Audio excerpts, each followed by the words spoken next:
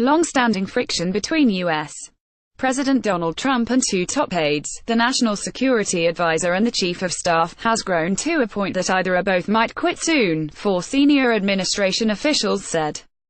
Both H.R. McMaster and John Kelly are military men considered by U.S. political observers as moderating influences on the president by imposing a routine on the White House. They have also convinced Trump of the importance of international alliances, particularly NATO, which he has criticized as not equally sharing its burdens with the United States. Jabin bots for The Washington Post. Getty Images. White House Chief of Staff John Kelly watches as President Donald Trump speaks during a meeting with North Korean defectors in the Oval Office at the White House in Washington, D.C. on Friday, Feb. 2, 2018. However, all the officials were quick to add that the tensions could blow over, at least for now, as have previous episodes of discord between the president and other top officials who have fallen out of favor, including Secretary of State Rex Tillerson and Attorney General Jeff Sessions. Asked about sources saying that either National Security Advisor McMaster or Chief of Staff Kelly, or both, might be leaving, White House spokesman Raj Shah on Thursday did not address the possibility. He said the president has full confidence in each member of the team. Press Secretary Sarah Sanders said on Tuesday that Trump still has confidence in General McMaster. Neither Kelly nor McMaster responded to requests for comment on whether they would remain in the administration. Trump swatted McMaster in a Twitter post after his comments at a European conference last weekend that he was certain Russia meddled in the 2016 U.S.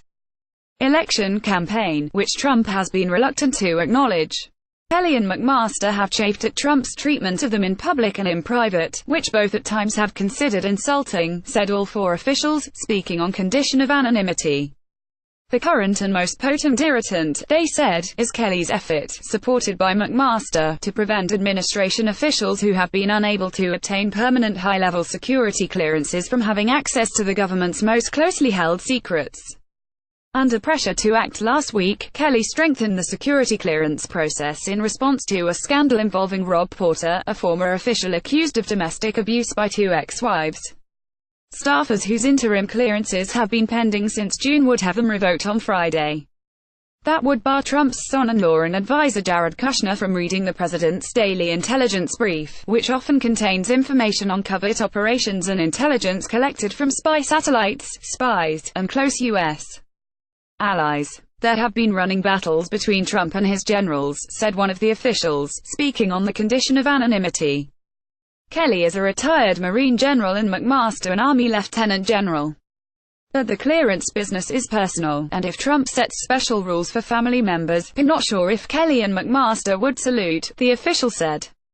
White House officials were working to find a compromise that would allow Kushner to continue his work as a senior advisor to Trump, another source familiar with the situation said, also speaking on the condition of anonymity to discuss internal White House matters. Under current law and regulation, the president has authority to grant any level of clearance to anyone he chooses, but officials wanted to avoid that option, this official said. There was no sense that Kushner would be leaving his job. Kelly declined to comment on anybody's specific security clearance. He said in a statement that he had told Kushner days ago that he had full confidence in his ability to continue performing his duties in his foreign policy portfolio.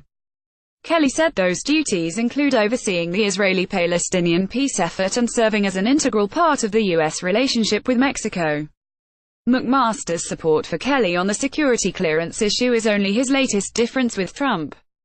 Officials in the Defense Department said there have been discussions about him returning to the Army, possibly as head of the Forces Command at Fort Bragg, in North Carolina. McMaster, 55, previously served as deputy commander there. Although he has been supportive of Trump on many issues, including threatening North Korea with military action, McMaster has taken a harder stance on Russia than his boss. After U.S. Special Counsel Robert Mueller charged 13 Russians, a Russian propaganda arm and two other firms on Feb. 16 with tampering in the election to boost Trump, McMaster said the evidence of Moscow's meddling was incontrovertible. Trump publicly chastised McMaster in a Twitter post, saying McMaster forgot to say that the results of the 2016 election were not impacted by the Russians.